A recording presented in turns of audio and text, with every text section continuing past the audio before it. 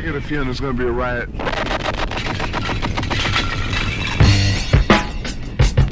I don't read the newspapers because they all have ugly print.